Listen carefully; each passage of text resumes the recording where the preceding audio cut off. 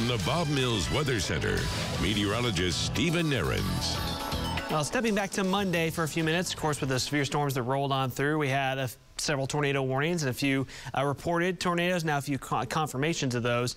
We had some updates yesterday evening about the tornado track from that storm near Pryor, but a couple other reports that have since been confirmed. So once again, that Pryor tornado, an EF0, was on the ground for about 10 to 11 minutes. There started just north of Pryor, ending just southeast of Adair. A little bit of damage along the track of that storm, and of course that's it moved over the Pryor mesonet sensor, produced an 81-mile-an-hour wind gust. A couple other spots where we had visual confirmation of tornadoes, and surveys have been done with these. These are going to be basically go down without a rating. That's called EF unknown, but essentially it's a tornado that goes down without a rating. So one in Osage County that was reported a little after 4:30 p.m. on Monday. So here's the town of Shidler. This is a few miles south-southeast of Shidler, a little west of Pawhuska.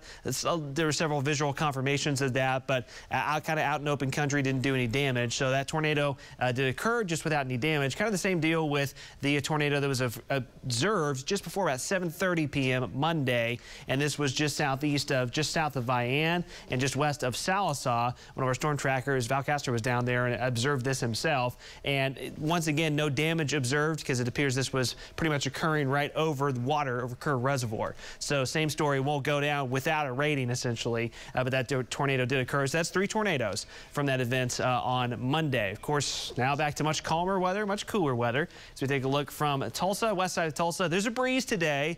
Not as strong as the past few days, thankfully. 45 degrees is our reading right now.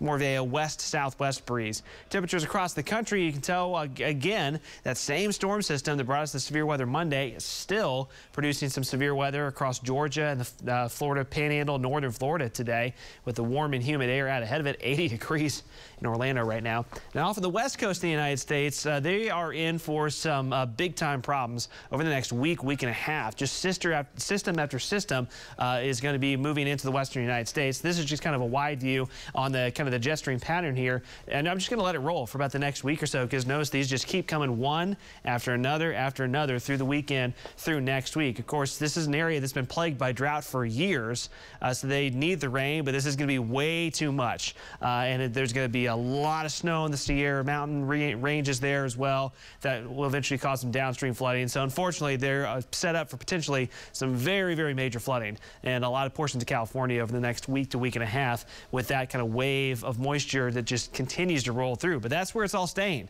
We don't have a whole lot of moisture headed our way anytime soon. So highs today, generally low 50s, some upper 40s north and east of Tulsa. Tomorrow pretty much follows today's script, upper 20s in the morning. Highs tomorrow, low to mid 50s, maybe a degree or two warmer. Friday, some clouds start to increase. South winds will be kicking in. A little bit warmer conditions, highs upper 50s to lower 60s, so temperature-wise, it'll be great to end the week. Friday will be a little on the breezy side. Then another front comes sweeping through out ahead of this late Friday, early Saturday. Could be just enough moisture for 1 or 2 showers, but notice that's not a lot. It zips off to our east pretty quickly, and it'll just bring us a slight cool down for the weekend. So 7-day planner, once again, still looking really good for any outdoor plans from January standpoint here. Cooler today and tomorrow. A little bit warmer on Friday. Cooler, but certainly manageable over the weekend. And no shots of really cold air or Arctic air or anything like that showing up anytime soon. Glad to hear that.